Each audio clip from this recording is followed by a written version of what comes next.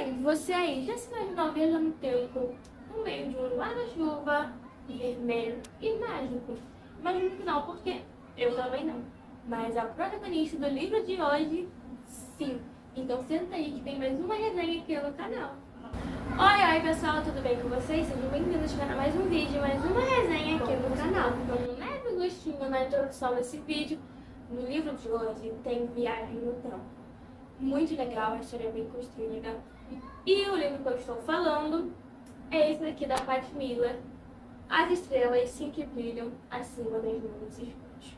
Como eu sempre faço nos vídeos, nos dois últimos vídeos que teve de livro, eu primeiro começo com a resenha, com a sinopse, mostro os detalhes do vídeo, do livro em si, e vou falando um pouco sobre o que eu achei, sobre o que acontece, sem tentar dar nenhum spoiler pra vocês. Então, se vocês me verem olhando muito pro lado e pra baixo, é porque eu estou aqui, ó, com a minha colinha, com o meu roteiro. Eu sempre faço. Esse daqui é o meu relatório de leitura. Bom, esse livro aqui foi um presente do meu namorado pra mim, igual somos ferrugem, viemos no boleto. Esse livro é muito bonito, eu achei muito bonitinho, os detalhes dele, assim. Eu vou deixando passando pra vocês depois, no final, ou quando eu estiver falando já da sinopse. Mas os livros do texto do mundo cristão, eles vêm sempre com marca-página, muito bonitinho, com a pontinha de estrela. E às vezes, dependendo do livro, vem com pôster também. E a orelha dele, em cima, bonita, olha que bonito, muito bonitinho. Aqui vem a foto da autora, né? Da autora, enfim. Antes de a gente começar sobre o livro, sobre falar sobre o livro, ler a sinopse, eu queria dizer os pontos. A autora é a Pat Miller, vou dar o Instagram dela, que está passando aqui para vocês. Tem 168 páginas, a classificação é mais 12. E a história do mundo cristão, o gênero ficção cristã, e tem romance também. Eu li em 2 dias e a minha nota é 5 estrelas mais um coraçãozinho. Bom, eu quero que esse vídeo seja um pouco mais resumido, então eu vou evitar muita enrolação igual nos outros. Mas eu espero que vocês gostem e vamos lá pra sinopse e depois ir pra resenha, ok? Prestes a se formar no ensino médio, Rick já tem todo o futuro infalivelmente planejado. Não há espaço para imprevistos, relacionamentos ou até mesmo para a culpa que carrega pela morte do avô. Mas um presente aparentemente comum lhe abre uma oportunidade com a qual ela jamais poderia ter sonhado: transportar-se para o futuro. Aí que entra o guarda-chuva vermelho. Em meio ao luto, crises familiares e o forte desejo de iniciar a vida acadêmica e ter uma carreira de sucesso, Vicky passa a conhecer-se melhor enquanto viaja no tempo. Nessa jornada de autodescoberta, ela busca maneiras de superar a perda do avô, restaurar sua fé, reconectar-se com amizades verdadeiras e valorizar os vínculos familiares. Gente, como eu sempre falo, é incrível que todas as resenhas que eu postei aqui no canal, os vídeos que eu fiz, eu sempre falo que os livros são muito bons, mas são bons mesmo. Tipo, é muito bom. E esse livro não é diferente, não é diferente. Eu achei ele muito incrível, bom. Fala sobre tópicos sensíveis da criancinha. Mas ele é muito bom. Eu achei ele tão pequeno, tipo, rende muito, a leitura é muito fácil. A escrita da Pat Miller é muito, assim, sabe, muito gostosa, muito boa. E você se perde. É porque eu li ele, comecei a ler ele de tarde, não estava lendo na faculdade. Mas se eu tivesse passado a ler ele de manhã, eu tenho certeza que eu teria terminado no mesmo dia, porque, sério, essa ficção cristã, a Pat Miller, ela constrói a história da Vicky, uma adolescente de 17 anos, em uma viagem no tempo. Ela ganha esse guarda-chuva vermelho, sem saber que ele tinha esse poder de transportar ela para o futuro e para o passado. E bom, Eu vou evitar ficar falando muita coisa aqui pra não dar spoiler. Mas ela viaja no tempo, viaja no tempo. No futuro, quando ela viaja pro futuro, ela consegue interagir com os personagens, com os outros personagens. Já no passado, não. Ela só consegue assistir as cenas, que são passadas como, pra mim, foi como visões. Como se ela estivesse vendo visões do passado e do futuro. De início, eu provavelmente estava com sono, eu estava com bastante sono. Eu achei assim, eu estou um pouco confusa, eu não estava sabendo quem era o personagem que estava falando, mas aí depois eu consegui entender melhor que era a Vicky. Estava narrando ali aquele capítulo. Na verdade, ela narra todos os capítulos. Bom, e ela viaja para o futuro, a maioria das viagens são para o futuro. E esse livro se passa, essa história se passa numa época natalina, dezembro. Passa numa época natalina, que as lembranças do Natal mexem com ela, porque, se não me engano, se não estiver confundido, o avô dela morreu no Natal passado, na véspera de Natal.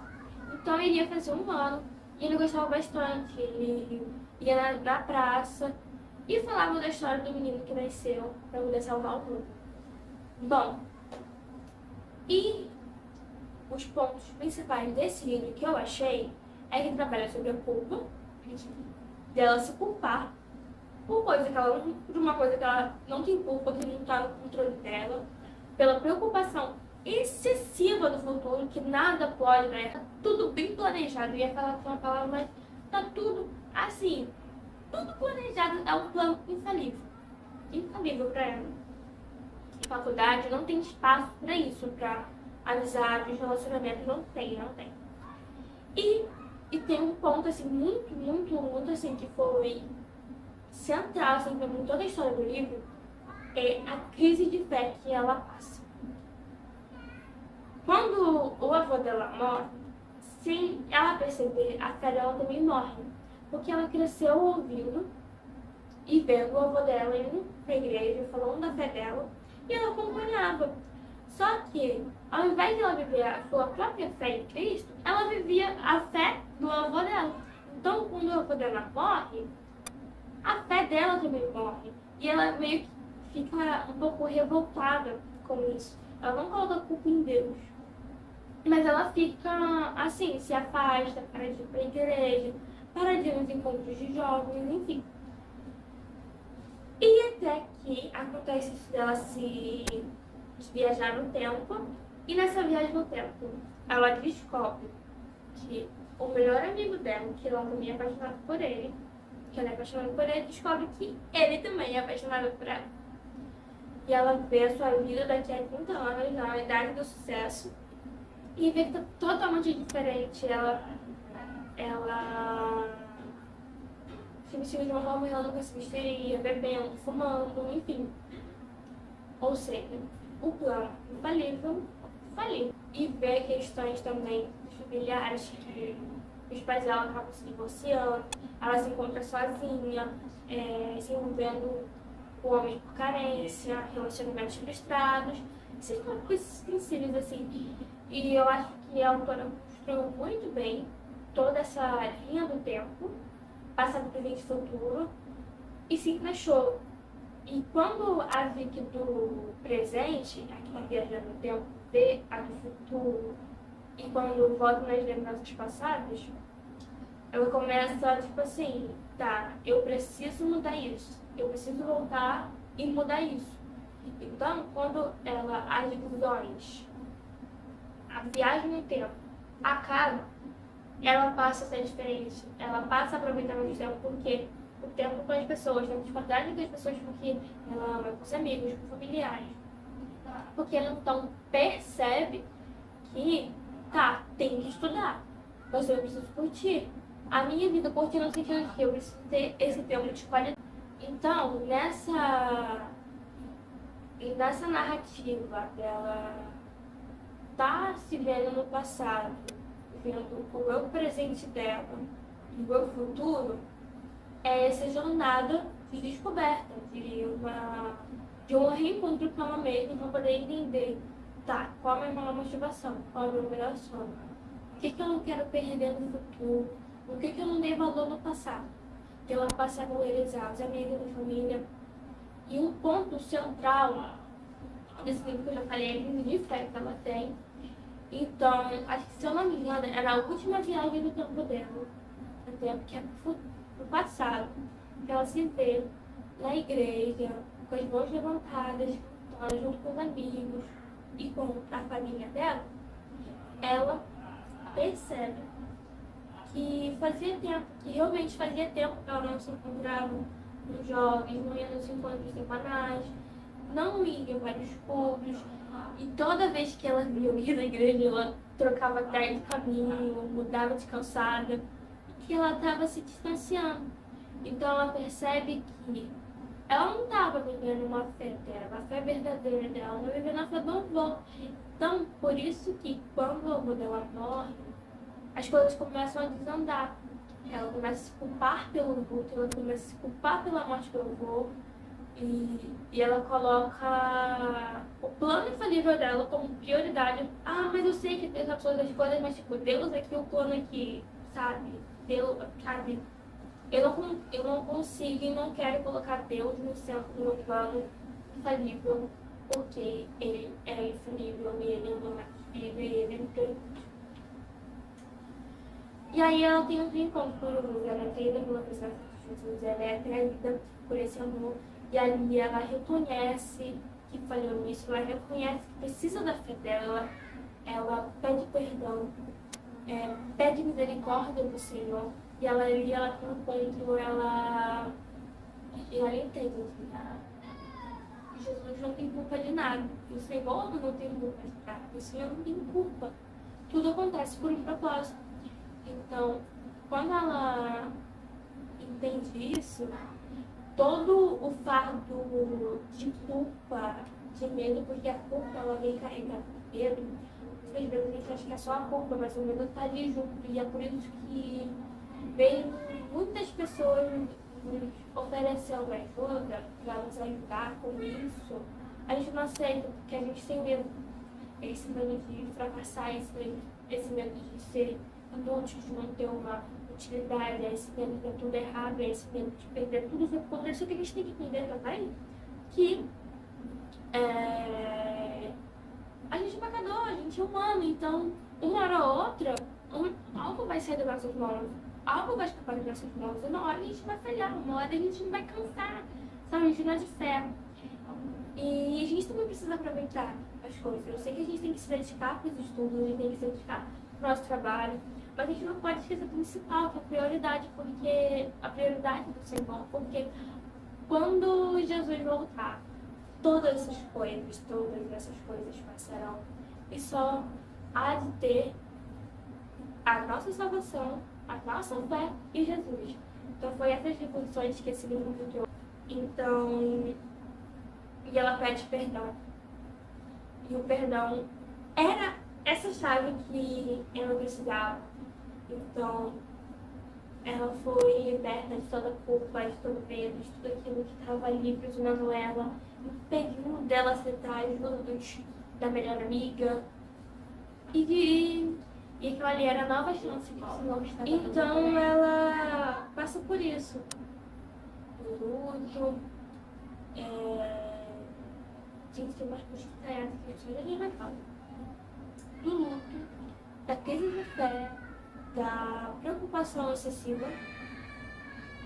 E a Paty, ela constrói muito bem a história, ela consegue muito bem o personagem.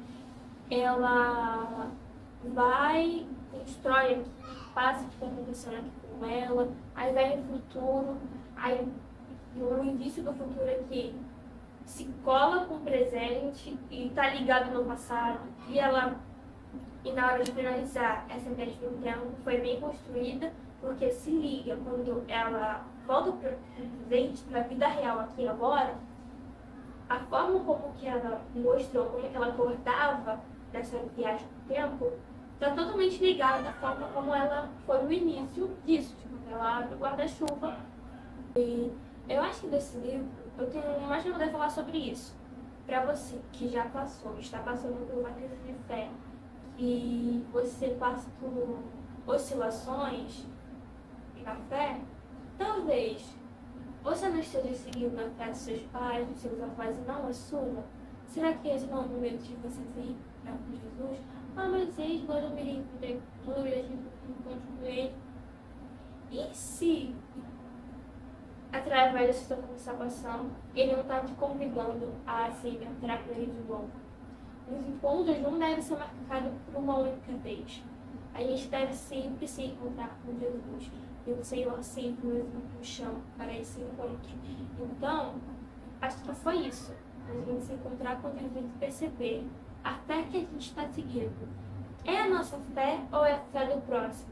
Porque quando o próximo peca, quando o próximo desanima, a gente desanima junto. Por quê? Será que a gente está se baseando na fé bíblica, na certeza da salvação que há em nós ou na certeza da salvação do próximo? Bom, e sobre a questão de luto também, eu acho muito legal, porque ela se culpava pela morte do avô e não era culpa dela. E também você não se culpa pela morte de alguém especial, mas você carrega o fardo do luto com você. E isso não é legal, isso não é saudável. Então, eu acho que qualquer adolescente, qualquer adulto, qualquer jovem, qualquer pessoa de idade deveria ler. Então, leia. Leia. Eu não sei se tem ele no Kindle, e-book. Eu acho que tem, não sei. Mas eu acho que todo adolescente, todo pré-adolescente, ou até mesmo mais nessa idade de se descobrir, de definir sua personalidade como pessoa, deveria ler, porque acaba passando por essas situações aí, tipo, meu Deus, o Enem, meu Deus, eu trabalho, eu tenho que terminar o ensino médio, eu tenho que terminar o ensino fundamental, eu tenho que trabalhar, eu tenho que fazer outra faculdade, eu tenho que isso, eu tenho que aquilo. Calma, respira, calma. Você é um ser humano, calma, relaxa, leia esse livro. E após a vida se reencontrar, se reencontrar com Jesus, ela entende que o fardo da culpa, que o fardo dessa preocupação excessiva não pertence a ela. Eu disse isso várias vezes e eu quero frisar isso para você.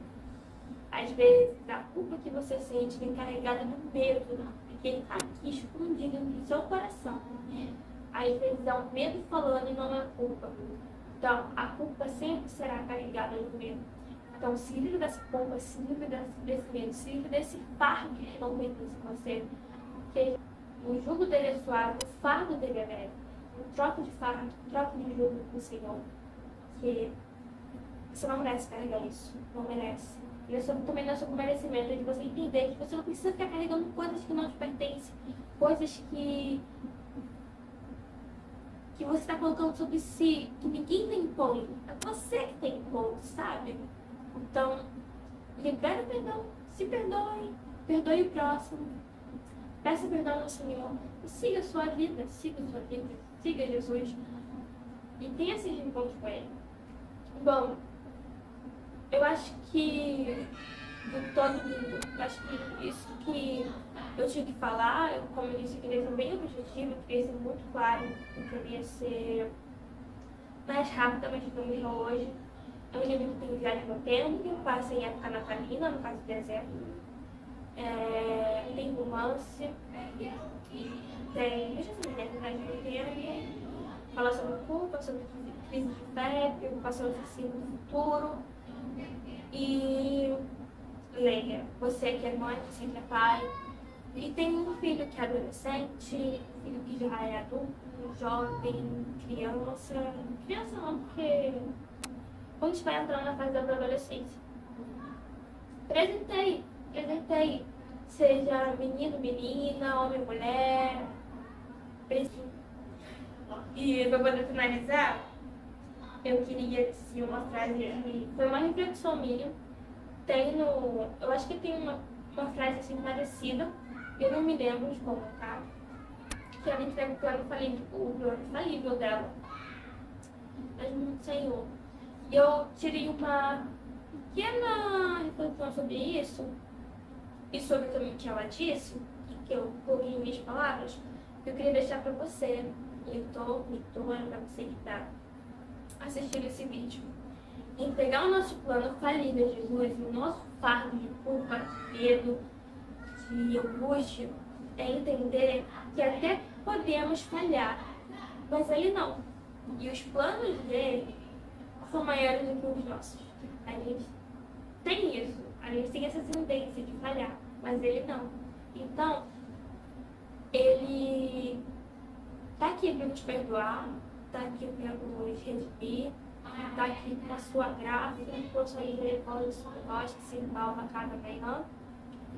Então, é isso.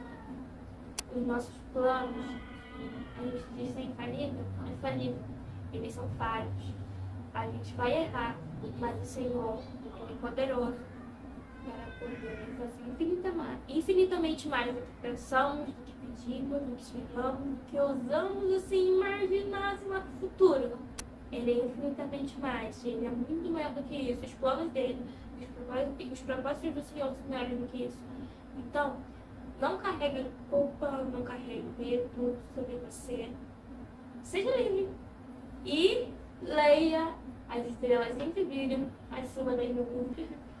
E é isso, gente. Eu espero muito que vocês tenham gostado desse vídeo, dessa tentativa de resenha, dessas minhas reflexões sobre o livro. Eu vou estar postando aqui, eu escrevi, vocês me mostrei.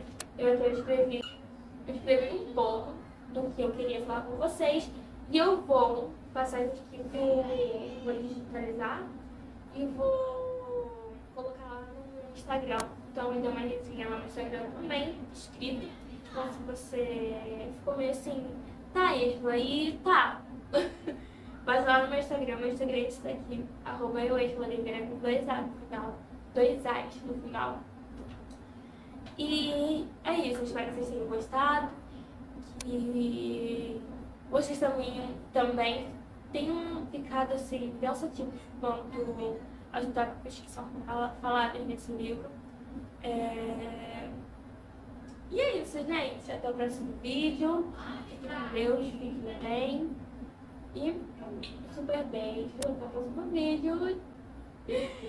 E não se esqueça de ir lá no meu Instagram pra eu poder ler essa resenha também por lá. Tá bom? Super beijo. Tchau!